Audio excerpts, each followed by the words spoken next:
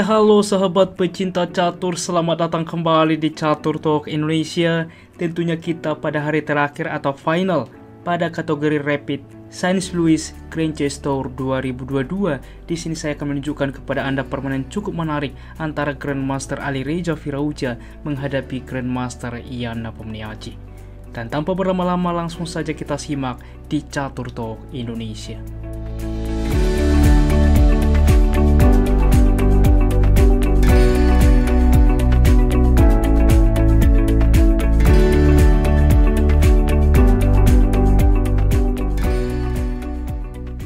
Baiklah teman-teman, di sini Alireza Firouzja putih membawa langkah dengan pion ke D4, dibalas kuda ke F6, pion ke C4, lalu E6, kuda ke F3 dan D5, dilanjutkan kuda ke C3 lalu C5, sehingga dengan pion ke C5 di papan kita lihat semi taras defense.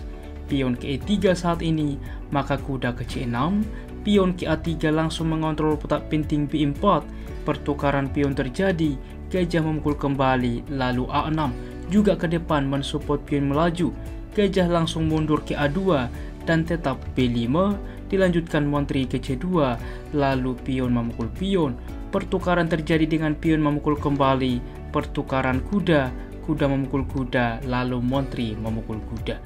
Dan lanjutan posisi ini merupakan sebuah hal yang bisa dihafal teman-teman.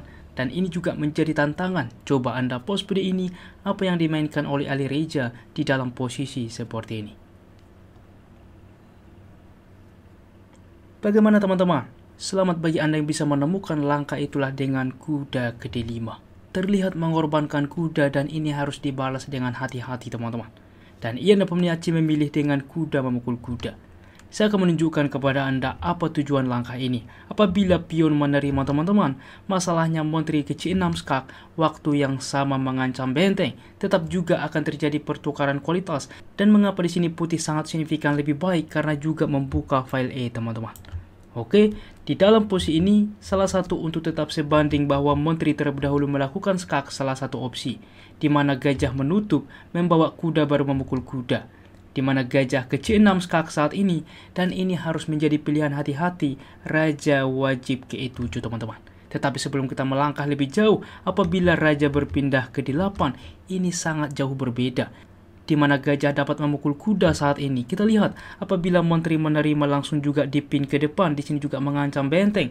Cukup logis benteng ke A7, maka menteri ke B6 skak, benteng menutup, gajah ke C6. Kita lihat membuka benteng ke depan sehingga gajah ke D6, maka rokade sayap menteri. Kita lihat teman-teman langsung mengepin gajah, di mana gajah ke D7 dan F4. Setelah langkah ini jelas bahwa hitam bisa resign, di mana setelah menteri berpindah maka gajah akan tumbang teman-teman. Untuk itulah kita kembali di dalam seperti ini. Ketika memang dilakukan skak, maka raja wajib berpindah ke E7 dengan ide menteri memukul benteng, maka kuda saat ini dapat memukul gajah teman-teman. Lihat apabila pion menerima cukup berbahaya tentunya, sehingga menteri ke A7 skak, waktu yang sama mengancam kuda dan pertukaran terjadi, tetapi terlebih dahulu dengan gajah ke D6 mengaktifkan juga benteng ke depan, di mana dengan kompensasi gajah dan pion bersaing dengan benteng ke depan, dan ini pun masih cukup kuat. Dan kita kembali teman-teman. Dan di dalam posisi ini Ian Nepomniachtchi lebih memilih kuda menukarkan kuda, memberikan akses terhadap menteri ke C6 skak, dan di sini raja tentunya ke E7, menteri memukul benteng, maka menteri ke E5 skak. Kita lihat raja ke F1, menteri ke D4 kembali, ancaman skakmat, sehingga gajah ke G5 skak, selain juga membuka gajah, di sini juga membuka benteng ke depan mencegah ancaman skakmat di baris ke-1. Raja berpindah ke D7, maka gajah saat ini memukul kuda. Menteri menerima langsung juga melakukan simplifikasi pertukaran menteri. Pion menerima membawa benteng ke D1 mengancam pion, gajah ke B7, gajah ke E3, lalu B4 teman-teman. Mengambil inisiasi juga merusak struktur pion, juga mengaktifkan gajah. Di sini pun pertukaran terjadi, gajah menerima, gajah ke D4 saat ini, mana juga mengancam pion. Dan di posisi ini Ian Nepo tidak tertarik untuk menyelamatkan pion seperti memajukan pion, tetapi benteng ke C8 melakukan counter attack menguasai file terbuka. Pion ke H4, di sini juga Alireza tidak tertarik langsung memukul pion. H4 dimainkan, benteng ke C2 dan benteng ke H3 bermanuver ke depan. Bagaimana bang jika saat ini gajah memukul pion misalkan? Masalahnya gajah ke C5 teman-teman. Bagaimana menyelamatkan pion ini? Apabila gajah ke D4, ini blunder karena apa? Gajah memukul gajah, benteng menerima benteng ke C1 skak, maka benteng ke depan akan hilang.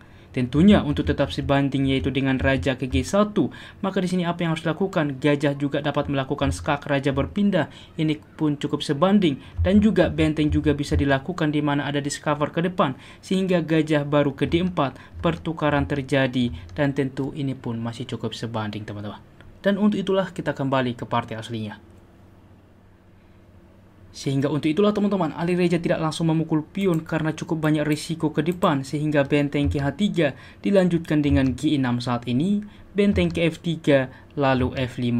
H5 merusak struktur pion, di sini A5 dimainkan, pertukaran pion terjadi, membawa benteng ke G3, gajah ke A6 skak. Inilah kita akan melihat bagaimana manuver gajah ini ke depan dari Ian Nepomniachtchi, di mana raja berpindah ke G1, gajah ke E2, benteng ke A1, gajah ke H5. Kita lihat teman-teman bagaimana ia menyelamatkan pion ini dengan manuver gajah yang cukup cantik. Dilanjutkan dengan benteng ke D3, gajah ke E2, benteng ke E3, lalu gajah ke H5, di mana menawarkan langkah repetition. Di sini benteng ke E5 mengancam pion, raja ke D6, benteng ke E8, raja ke D7. Benteng ke B8 saat ini tetap menguasai baris ke-8. Di sini gajah ke E2 menunggu apa yang harus dilakukan teman-teman. Di dalam pos ini tetap mengetek dari baris ke-8 mengancam pion, salah satu opsi. Dipilih benteng ke B6 sehingga G5 saat ini, benteng ke G6 dan G4, gajah ke C3 dan di sini gajah ke C5 teman-teman. Juga menantang kembali memberikan pion. Sebelumnya apabila di dalam pos ini gajah memukul gajah, maka ini sebuah kesalahan karena pion menerima benteng, menerima pion. Masalahnya benteng juga memukul pion. Kita lihat pion ini juga ke depan cukup rumit. Di sini juga akses raja sudah dibatasi teman-teman.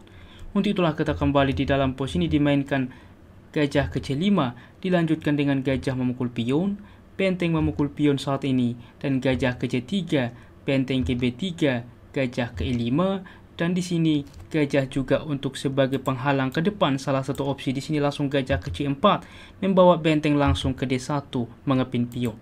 Di dalam pos ini merupakan sebuah tantangan teman-teman. Coba Anda pause video ini, apa opsi terbaik kira-kira yang bisa dilakukan oleh putih di dalam posisi seperti ini? Bagaimana teman-teman? Selamat bagi Anda yang bisa menemukan langkah itulah dengan benteng ke A8. Memang dalam waktu singkat, apalagi juga dikejar oleh waktu, untuk menemukan ini merupakan hal yang tidak mudah, dimana dengan ide melakukan skak ke depan, kita lihat peta ini dikontrol teman-teman. Apa yang harus dilakukan oleh hitam? Tentunya serba salah. Semisal kita ambil benteng ke B1 skak, maka raja ke H2, gajah memukul pion saat ini terlihat menyeramkan. Masalahnya benteng ke G7 skak. Apabila raja berpindah ke E6, masalahnya benteng ke E8 langsung skakmat. Apabila di dalam pos ini raja ke C6 membawa benteng ke C8 skak, raja ke B5, benteng ke B7 skak. Walaupun ada akses gajah menutup, dimakan saja teman-teman. Tetap benteng ke B8 skak, maka benteng akan tumbang. Di sini pun bahwa komplit putih unggul satu perwira. Namun rupanya teman-teman kita akan melihat bedanya signifikan. Kita kembali ke partai aslinya. Tentunya di dalam pos ini waktu juga sudah mulai krisis sehingga langsung benteng ke D1, dilanjutkan gajah ke D3, maka terjadi langkah repetition. Di sini juga mengancam gajah kembali teman-teman, dan terjadi langkah bolak-balik, mereka pun sepakat draw. Tetapi tentunya cukup menarik bagaimana permainan ini, bagaimana juga langkah-langkah pemilihan yang dimainkan oleh kedua pemain, bagaimana juga hitam membuat manuver gajah yang sangat luar biasa sehingga tetap dapat mempertahankan tekanan.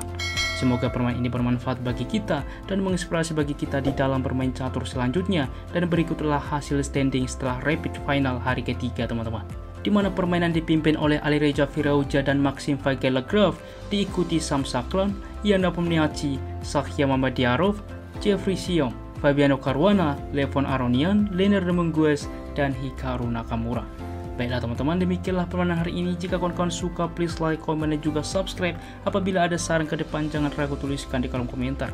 Salam Catur Talk Indonesia, sampai jumpa di video berikutnya. Keep sharing and keep loving. Bye-bye.